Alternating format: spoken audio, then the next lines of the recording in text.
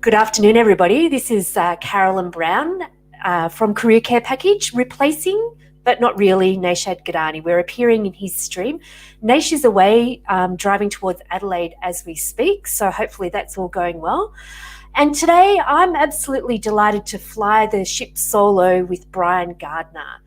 And our theme this year has been creating change and creating change through habits and how to create positive change, because we think post the pandemic lockdowns and everything that happened, we all need to kind of reconsolidate, be a bit kinder to ourselves and probably do some things in our lives and our careers that are more meaningful.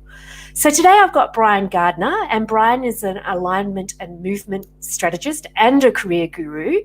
And so we're delighted to kind of unpack those themes around making a great career choice for yourself. So Brian, thank you so much for joining us today. Carolyn, thank you, and thank you and Nish for the invitation. It's, as I said to you earlier, it's a privilege, and I'm amazed at your guys' commitment. I know that you were saying you did 103 episodes back to back every Monday to Friday, which is amazing, and it's great that you're still doing it, but good that it's probably more sustainable for you. Once a week. It's sustainable from a kind of like, I suppose, just be kind to ourselves, be kind to our audience. And I guess it kind of ties into the theme of around how people are feeling about, I sense how people are feeling about their work and careers nowadays. So if you've got questions for Brian, please put them in the comments and want to join in the conversation, please do as well. But Brian, I reckon a great place to start would be for you to explain, because it's a very unique way that you're positioning what you do, and I'm sure a unique way that you work with people, but what you do as an alignment and movement strategist. Yeah, thanks, Carolyn. I actually chose the title quite deliberately because most people have not heard of an alignment and movement strategist, and yet they instinctively get it. Often the questions I get is that like a chiropractor or maybe a massage therapist, and in some ways, yes, that is what I do, and so I've chosen it so that people don't box me either. I'm a bit quirky and left of field, and so I have a real I really struggle with being boxed. So if I said to you, I'm a coach, if you've had a good experience with a coach, that might be okay. If you've had a bad experience with a coach, that might not be okay. But irrespective, you are boxing me into a perspective of what you think I do. And it's actually, just as an aside, I think it's really important for people to understand what I help people develop narratives that is around what they love as opposed to who they are. And I know you guys have spoken about before in the session, and if I say I'm a project manager, you box me. Now that may be true, but why are you a project manager for me is way more interesting. So so the term alignment and movement strategist really came from the context of why, what is it that I'm passionate about? And I would say to you, I'm really passionate about both organizations and individuals operating, seeing, the way I describe it, seeing the lights come on in their eyes. Either organizationally or individually, and then realizing that they have a choice. And then helping them make choices that allow them to live more fulfilling, more sustainable, more impactful lives, and from an organizational context to have deeper impact, to be really clear on their purpose. And so the way that I do that, I verbalize it through alignment and movement. And again, I choose the words quite clearly. And in fact, if you're okay, I'd love to just share a slide with you and with the listener, the viewers, I guess, as opposed to listeners, that might give a bit more context. And so I'm just going to try and do this. Absolutely. Let me just have a look. So let me just get there. Sorry. That's all good. It's the beauty of live. It's like... Yes, exactly. All right, here we go. Can you see that? Yeah. Share that, and that should come up in just a second, I think. Great. So I've shared that on the screen. I can see alignment and model. And yes, that's exactly it. So alignment and movement, it should just be a blank screen at the moment. Alignment and movement, I describe it as an X model. So I mentioned to you, I work both organizationally and individually. So in an organizational context, if I'm working with company, and hopefully that's popped up on the screen, there's a little logo for company. There are 4 questions that I ask the organization working. I'm fortunate to either work at the board level or the leadership team level. And I ask 4 key questions, which leads to this concept of alignment and movement. The first key question is, why do you exist? It's an obvious question, but it's a question that my experience is companies forget or they don't always lean into. And if you're a leadership team, it could well be, why do you exist as a leadership team? What's your purpose? The second question is, what does success look like? And I have success as a sort of bit multimodal. So I talk about success is both short-term and long-term. It's also tangible and intangible. So an example of tangible success, tangible short-term success might be a revenue number that you want to hit by the end of the year, or something that you want to have achieved by the end of the year from an organization. Intangible long-term success might be a major culture change project. But those 2 questions really then frame the third question, which is, so where are you now? Which is, I call it a bit of a checkpoint question. And then the last question is, how are you going to get there? And how you're going to get there fundamentally is your strategy. And I find it fascinating, working in many organizations with people, is that I find strategy is often overhyped. And what I mean by that, strategy seems to be this thing that drops out of the sky that's just amazing. It could be your career strategy, it could be an organizational strategy, but the reality, strategy is just the actions you're going to take to accomplish what you've determined as success. Mm-hmm. So how you're going to get there are actions, strategy, the way you're going to do it as well, which is really important, which comes to a lot of what you were talking about earlier, to habits. But that's organizational. When I talk about individuals, I look at it this way: is all organizations have people that work for them. Yeah. Those individuals are also on a journey to success. The overlap with the organization for a period of time is the job or the role. Yep. And sometimes that overlap could be a big overlap or small overlap. But the reality is that you're not the same as the organization. You are an organization in your own right, as it were. And so individually, very similar questions. You can ask very similar questions of the individual, which is what I do. Why do you exist? What's your purpose? What does success look like for you, both short and long term? Where are you now and how you're going to get there? Once you have a sense of that journey, that's when you can then understand, is there an overlap with the organization? Yep. Is the organization contributing to your journey or subtracting from it? And just as a last observation, I talk about the importance of having a win-win relationship with an organization. Yep. It's if it's a win for the organization, the right skills, right experience, right price point, right personality. If it's a win for the individual, good brand, maybe good experience, getting paid good money. The tension comes when that win changes to a lose for either party. And if it changed from an organizational context, the organization will come to the individual and say, thank you, it's been good, but we no longer have a role for you. And as we know, that happens all the time. But the problem is my experience is that individuals have not put the effort into determining their journey to the extent that the organization has. And therefore, when the organization comes to the individual and says, thank you, but we don't have a role, that can be really, really devastating. Yeah. As opposed to something that's just part of your journey. Yeah. That makes sense?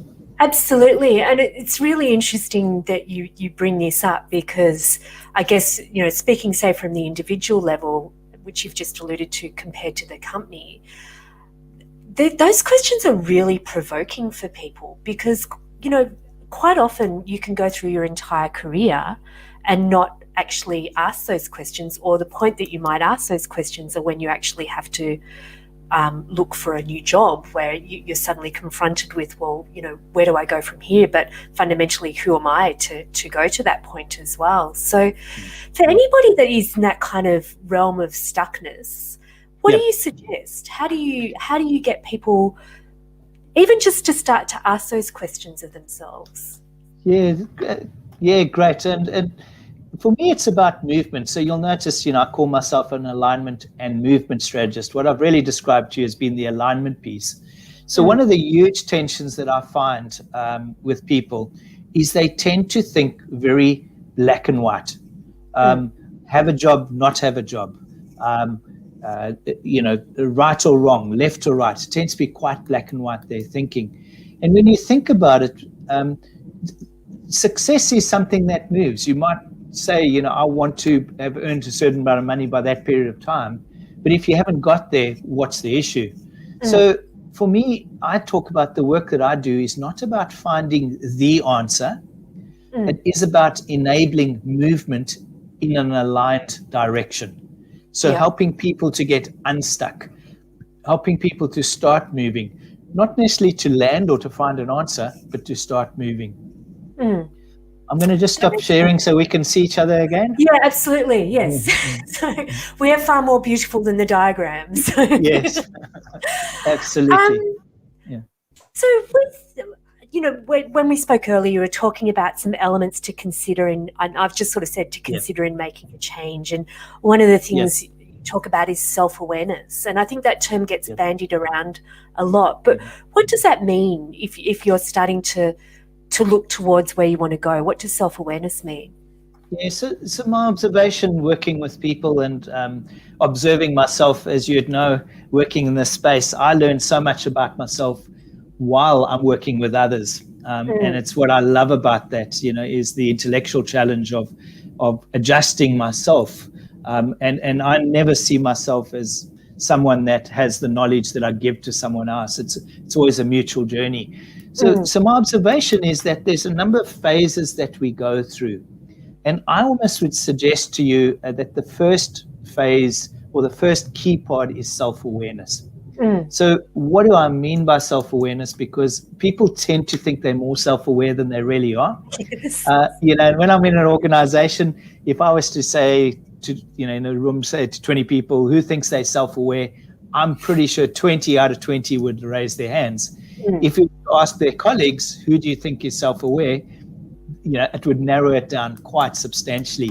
Yeah. And so I think the self-awareness piece is really around, I describe it as being aware of your impact, being aware of how you come across, being conscious that you don't have it all together, that you don't know it all, knowing when to ask for help. So all of those are elements of self-awareness, which I think does grow and can, I think particular personalities are more introspective, more self-aware than others. But that process of self-awareness can come through reviews, can come through understanding impact and just being a bit more conscious of impact. But I think the next step for me is, with self-awareness, I think needs to be followed by what I call self-understanding. Yep. And I describe it as really getting to grips with how am I wired? How am I put together? And whether you see yourself as spiritual or an atheist, to be honest, I'm sure we would all agree that there's a uniqueness about every person. There's a uniqueness about their backstory, about the skills, experiences that they've had, about the journeys. I know with Naish, being a migrant, he brings a unique story, as do many of the people who, watch your show. But that's all part of who you are. And it comes together uniquely, in April 2021. So that understanding is really dropping down a little bit deeper into why am I like this? Why do I enjoy this? And I'll share a little bit. I'll share a model with you a bit later around the journey that I think we go through in life. Actually, just to give you a quick personal story. Sorry, Carolyn. Oh, no, I was just saying, yes, please do. Yeah. So a quick personal reflection. I can't remember if I've shared this with you and Naish before. I think I have with Naish, but I about 12 years ago, I had an emotional breakdown. And I describe it as I was living an unaligned, unsustainable life. I was getting paid a lot of money. I wasn't enjoying it. I was disconnected from family and friends. I was unhealthy physically. I was unhealthy mentally. And ironically, I was in Bangalore airport in the departure lounge, And I remember it so clearly. A guy came up to me, put his hand on my shoulder and said, "Are you okay, sir?" I said, yeah, I'm fine. And he said to me, "But you're crying." And it's shocking, and for me to reflect back and remember the time, but I had no concept of quite how unhealthy I was. And that's that was actually about 12 years ago, and I was 48 at the time. I've just turned 60, to give some context. And my thinking at the time was, I want to find something I can't keep doing this. It's not sustainable. I need to do something about it. And so the process, my thinking was a little naive, but my thinking was, I want to find something I can do when I'm 50, 60, 70 that I would love to do, that didn't entail, to be honest, in my context of working for a listed US company, but did have something to do with people and change. And so I began that journey. And the last 12 years has been both what I call an above the line journey, which is played out into alignment and movement strategist, but there's been a below the line journey. And the below the line, I'll share a little bit because I think it's really relevant for what you're asking and that self-awareness piece. As a result of the emotional breakdown, I saw a psychiatrist, I saw a psychologist, and received support for where I was at. And the psychiatrist actually said something to me that was quite shocking at the time. She said to me, "You're a high-functioning anxiety sufferer." And whenever I hear the words, I think of a duck on the water, showing up cool, but meantime pedaling away underneath. And most people would have said, who knew me at the time, that I was pretty intense. But they didn't understand the deep depression and anxiety that I felt. The family did, and unfortunately it did damage to the family, but fundamentally people weren't aware of it. But she then went on to say, you're high functioning, but it's going to get harder and harder for you to maintain your mental health the older you get, which we understand. Our brains get hardwired. We get into habits that are not necessarily healthy with our thinking. It's why, at 20, it's easier to learn a new language rather than at 50. And for me, I remember hearing that and thinking, that sounds like hell. At the time, I was in all sorts of pain. I was really struggling with self-perspective. I hesitate to say this, but I hope you understand the context, is that I was feeling quite suicidal. And to be honest, I don't think I ever would have suicided because I'm too responsible. But secondly, I'm too much of a chicken. How do you do this? So for me, it was a context of, yes, she's saying this, and she's saying it's going to get worse. And so I determined at that time, is why? Is it nature, the way I'm wired? Is it nurture, the way I was raised? What's going on here? And so the below the line over the last 12 years is I've gone quite a deep dive into my psyche, into the way I'm wired, into my brain, understanding neuroscience, understanding habits, and observing and learning from other people at the time, but choosing to do something about it. And so for me, this whole context of self-understanding has come. It's not something that you can go to a course and tomorrow you know it all. It's a lifelong journey. And so, I mentioned to you, I just turned 60, and I've been reflecting a little bit on my life, because 60 in my mind feels really old. I'm sure it's not, but it's really old. And I was a bit startled the other day. I went and had my hair cut, and the hairdresser automatically gave me a pensioner price. And I thought, wow, do I look that old? So anyway, I was a bit taken aback by that. But clearly I see it as I look like I have wisdom, so I must be old enough to do that. But I reflected back on 50, because that was a couple of years after I had the emotional breakdown. And I can say to you, Carolyn, is that I am healthier today than I was at 50. I'm healthier physically, mentally, emotionally, spiritually. And I think that's all we can ask. I don't think it's a case of, have I arrived? No. Am I moving? Am I moving positively in an aligned direction? Yes. Do I understand myself far more? Yes. As an anxiety sufferer, I don't think you're ever not an anxiety sufferer. It's a bit like, maybe this is a difficult one to stretch to, but it's a bit like an alcoholic. You might not have drunk alcohol for 20 years, but you're still an alcoholic.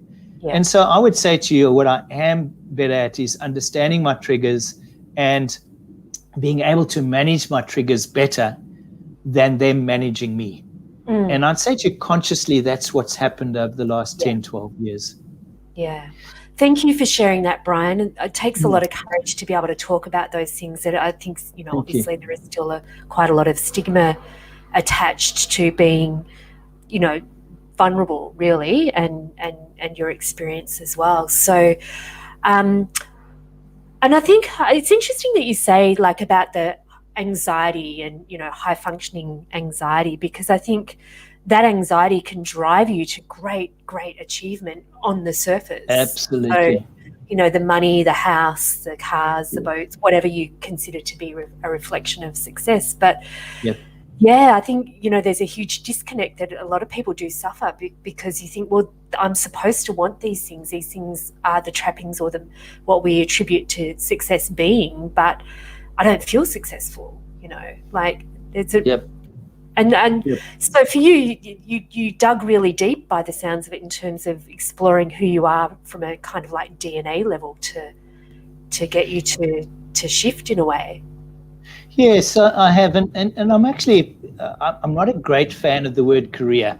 I get the word career, but the problem with the word career that it does imply.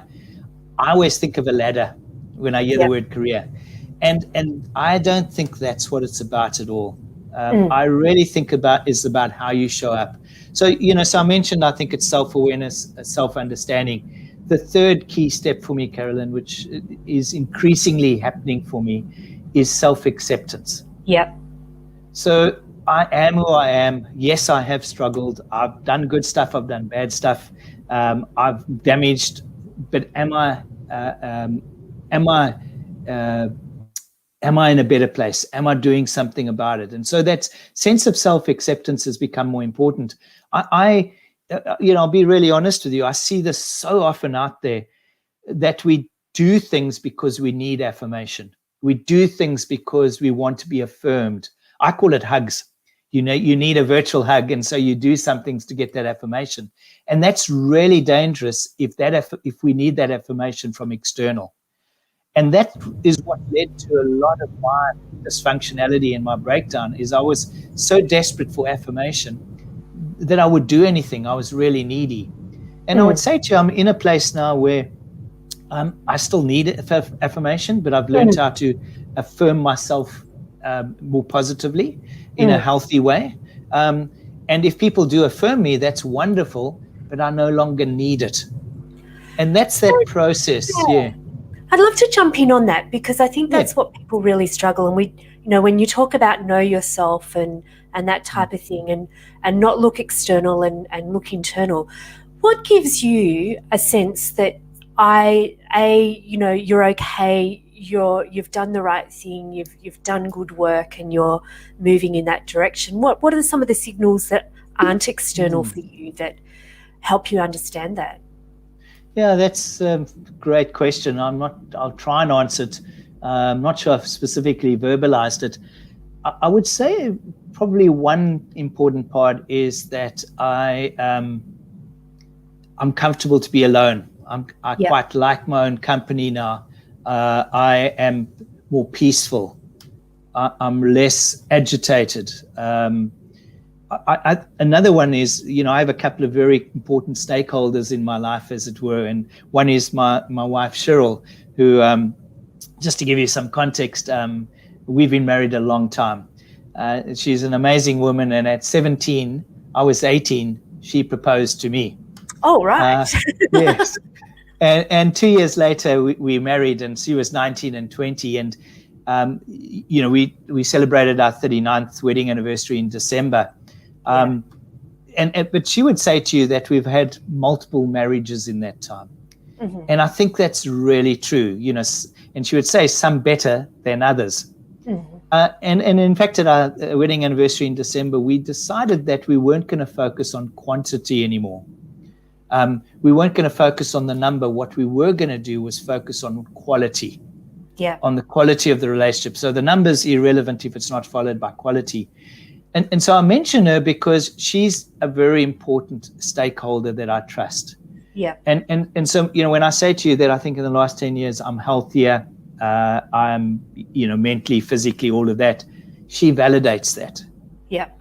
So I'm not fooling myself. I'm not like, living in cloud cuckoo land. There's a reality of that. And also something else I think that has been really important for me is I don't have the desire. This is really interesting and an observation about myself. And I think you'll find it with many consultants and particularly consultants who work individually with people, is I don't need to say as much as I used to before. Yeah. I've become far better at listening carefully and saying less. Whereas I recognize that I used to say a lot in the beginning, and I now recognize it was because I was trying to prove that I had value. Mm-hmm. That I had something meaningful to say, and that was both for my benefit, but also to receive the recognition from others. Yeah. I no longer need that as much. Yeah. But, I really want to say, this is not something that you arrive, you go and do a course and that's it. It's a continual process of being shaped. I think after self-acceptance, there comes another one, which is maybe self-learning. There's an element of determination to do something about it. So, self-awareness, I recognize that in certain contexts, I talk too much. Okay, I get it. I understand why I do that because I'm insecure. I accept that I do that. It's not that great. But now what am I going to do about it? That, I think, is the important next step. So it's one of my biggest things that I realized, Carolyn, actually, in my mental health journey was actually beginning to accept that you never arrive. That you actually have to embrace and be in the present now and have a sense of movement. But you're never going to, when I get this job, then I'll be happy. When I've earned this amount of money, then I'll be happy. When this happens, then I'll be happy. I just think that is sad when you see people operating like that and not healthy. And I can't say I've got it together because I'm still triggered, but I think that's part of what we're talking about here.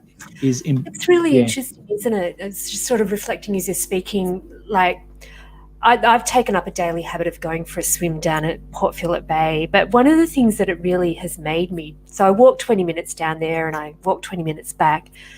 And I deliberately just try and enjoy the really small things that you see along the way.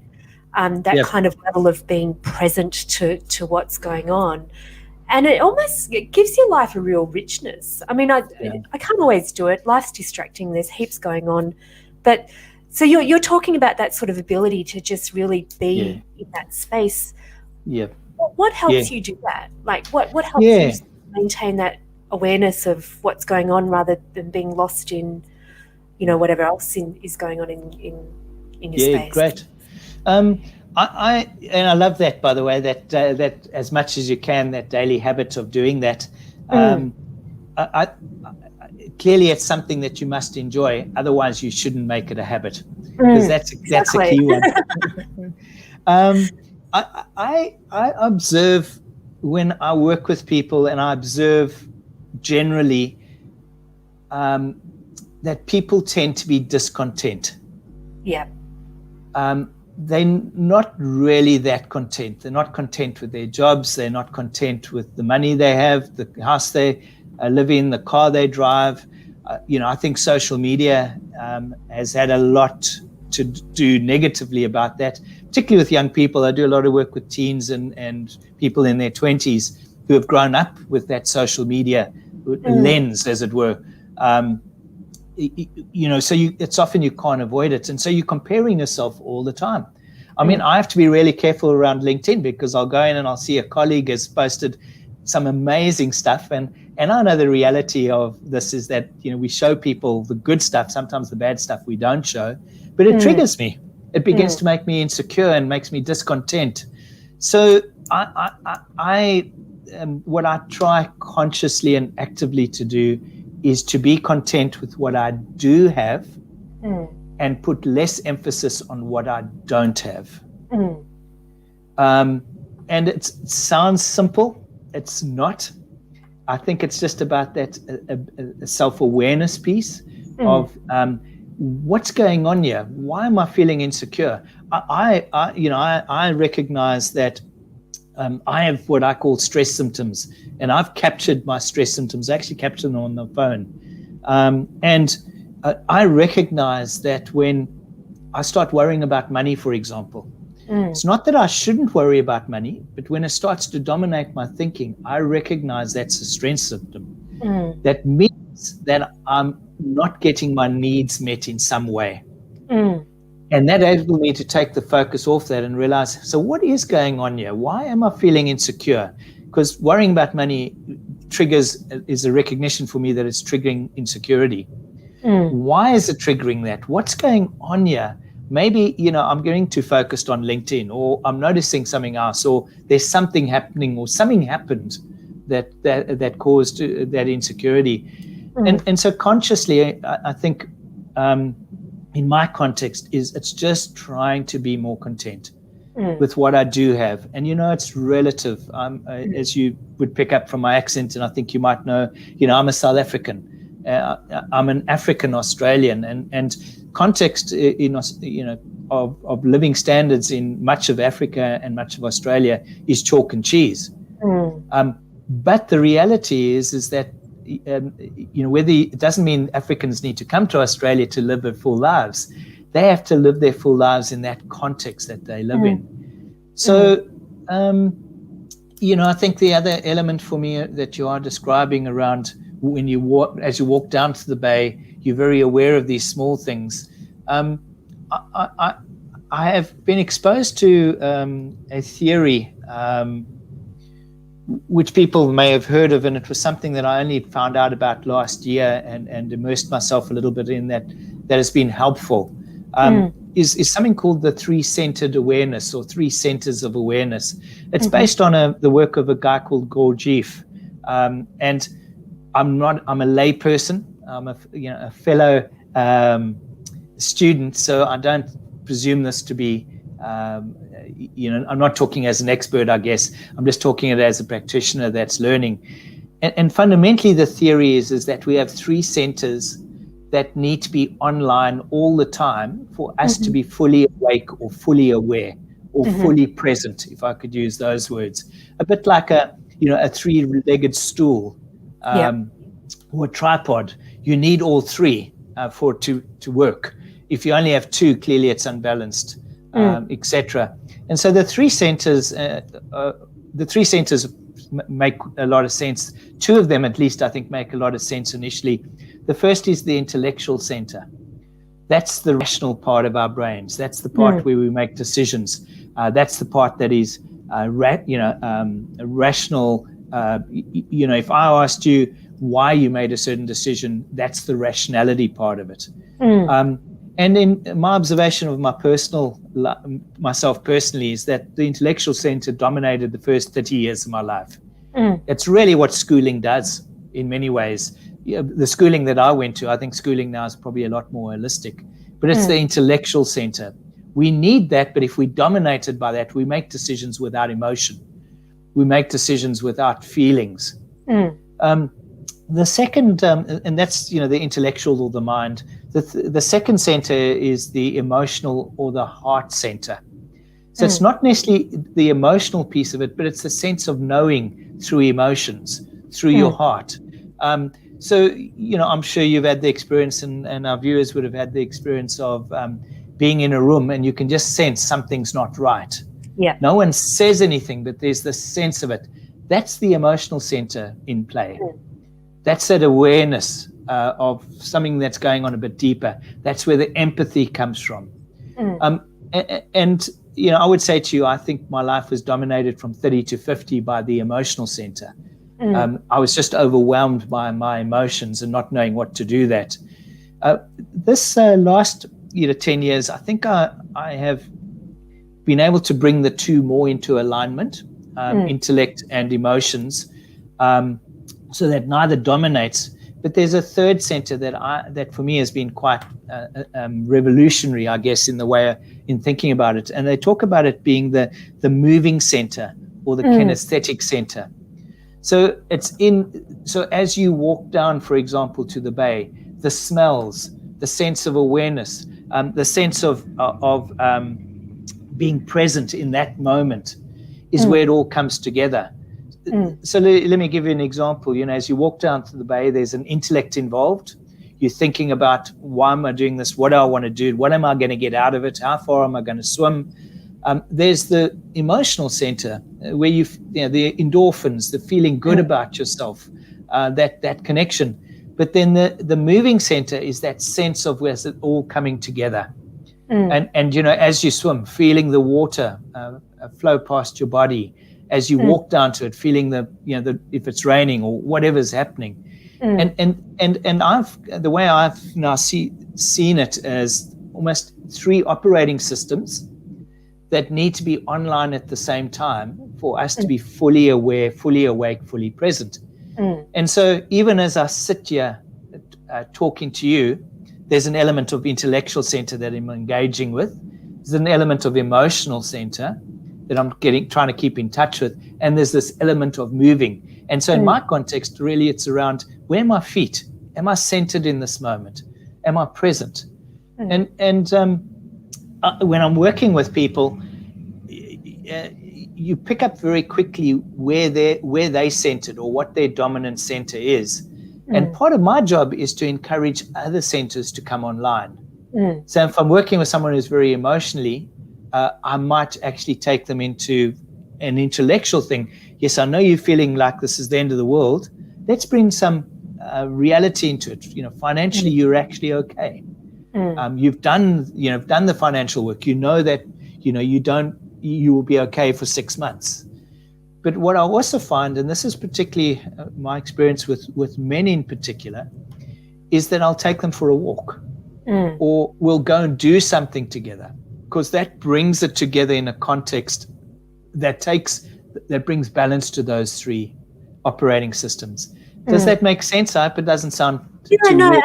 Absolutely does. And I think, there's lots of things that get lots of direction that gets distorted, or lots of action that gets distorted if one's out of whack. So, for example, if you're suffering or you've been brought up in a violent or difficult situation, that sense of fear, that PTSD that's around, that you're always on guard and aware, and you can't think clearly and make a good rational decision in that sense. And I guess the way I interpret movement is just movement for movement's sake, trying to block whatever else is going on. And if you're doing too much of that, where are you going? So spot on. And it's that balance, you need all 3. I like the analogy of movement, just because I was thinking also, going for a swim, pushing myself to go further in the bay or further for a swim, or just getting out into the stormy waves, is a movement that has helped me in other areas of my life. So I don't think I was moving enough. So, that sort of injected that kind of a little bit more physical courage or mental courage as well. So I can sort of see how all of those things fit really nicely together. Oh, I love that. As an analogy, I'm a cyclist. I started cycling about 4 or 5 years ago as a mental health exercise, to be really honest. I wasn't exercising enough. So when I'm cycling, intellectually, I'm thinking about how I'm cycling. Am I cycling efficiently, effectively? All of these intellectual aspects. Emotionally, I'm enjoying the sense of the endorphins kicking and the sense of well-being, stretching myself. But it comes together in that movement. It comes together in the actual movement of the bike. Of being aware also of my surrounding as I move. Otherwise, I can get lost either to the intellect and not notice, if you're cycling along Beach Road, not noticing the beautiful bay, the scenery. But then you can focus too much on the scenery and not on the intellect. And so it's that, for me, it's that tripod again. And so I'm continually assessing myself around what's in play here. And it's that element of awareness, understanding, acceptance, and then doing something about it again. The way I describe myself, Carolyn, at the moment is that I believe I'm increasingly becoming the person I was designed to be. Yeah. And I know that's a big statement, but no, it's good. It doesn't mean that I've arrived, and it doesn't mean the past was a waste. all of this has come together in the sense that I'm increasingly responding to the way I'm wired. I'm increasingly understanding the way I work. And that's not tied to me, a title. It's not tied to amount of money, status, any of that. It's just tied to my sense of, the analogy I like to use with people, I'm increasingly operating in fifth gear, or my top gear. Because if you think about a car, cars are designed to run most effectively and efficiently. So if you were to drive from Melbourne to Sydney and your top gear is the fifth gear, you would spend 95% of the time in fifth gear, because that's the way the car is designed. You might come back to first if you're coming into a town or something, but then you gear up into fifth gear. Now, imagine driving from Melbourne to Sydney with your car stuck in first gear. It's frustrating. It's not the way it works. And in fact, it would do damage to the engine. And so I'm continually looking at people and saying, how can we move you through the gears so that you can move yourself through the gears? So I'm very conscious of when there's just times when I can just sense I'm grinding the gears. I'm stuck in second. I'm just not, and you used the word, the expression earlier, I'm kinder to myself. Okay, what's going on here? I don't have to be in fifth gear all the time. Maybe today is just a, lie on the couch, watch Netflix type a day or something along those lines. But I'm able to increasingly operate in fourth or fifth gear. And fourth or fifth gear doesn't mean being busy. That's something else that is really important for me. I used to equate value to busyness. The busy and being a consultant, the reality is when you work, you get paid. And so there's a strong correlation between being busy and being paid. But the reality for me is it's not so much, again, around that quantity, it's around impact. Yeah. And I know that operating in fifth gear, I can be operating in fifth gear and be fully present, but lying on the couch watching Netflix. That's not first gear. But I'm not expending energy, but I'm in a good space. And it's, we tend to equate fifth gear as being, really busy or being super productive all of that sort of stuff. No, exactly. I totally get that. And you can, when you work for yourself, I think that, to use that kind of cliche around self-care, but that is part of the work, so to speak, in terms of absolutely you delivering to what you're supposed to. I just want to take you back to something that you did say earlier, because I think this is really pertinent for people who are trying to make a change. How important has it been for you? Because you referenced your wife, but how important has it been for you to have people on the same journey as you, or people like your good support network? How critical has it been, and how did you find them? Yeah, great question. It has been important. Let me think. Let me try and think how to answer this. So let me answer you in a slightly indirect way. One of my realizations is that for much of my 50s, and I started my own little practice 8 years ago, has been an alone journey. It's really me. And yes, I might have colleagues, etc., that I bring in sometimes to help me, but it's me. I'm the one who does the thinking, does the selling, does the delivery piece. Sometimes it's lonely as well, but it's been an alone piece. Part of my reflection of turning 60 is that I think I'm in an inflection point from going from alone to together. So exploring what together might look like, and trying to understand whether together might ideally be a 1 + 1 = 3 relationship. But I've also reflected on, if you're alone, if you're just as an example in a relationship, if you're a single person with no responsibilities at all, you can work 24/7. There's no one there that really cares. You can make that decision. However, if you're in a relationship, so Cheryl has a habit of coming in at 6 o'clock into the study and saying, okay, it's time to come home. And if I value that relationship, then I will hear her and I'll stop. If I don't value it, I might continue too often and it will damage the relationship. So together has positives, but it also has negatives because it means you have to be accountable. So I found that my journey initially was very alone, and partly because I didn't want to be accountable. I liked being in my space. Cheryl wouldn't allow me to be there, and that caused me to come out of myself. I still remember her saying to me at one point, I was really depressed, and she said to me, look, Brian, I love you. I get that you're really down. I understand how painful it is. But to protect myself, I need to step away from you in this context. I'll be there, I'll care for you, but I'm not going to go there with you anymore. And that was one of the biggest wake-up calls I've ever had. Yeah. Where I actually had to take responsibility for that. So my reflection to you is, I think having other people around you is critical. Having said that, I've struggled to find people. I'm a South African. I've come to Australia. Many of the people I know who view this are also migrants. It's been hard to find a connection, a tribe, a family, whatever you want to call it, a community to belong to. And so there's a long time that I was looking for that. And then I actually had to become my own community, and now I'm more engaged with community. So I have based on my personality, I'm actually quite strongly an extrovert. And so I have a small group of people that I've built deeper relationships with, and they've come over time. They've come over acceptance. And I know, I could call these people and they would take my call. They don't realize I'm calling for a hug. But just the fact that they answer the phone is important. Yeah.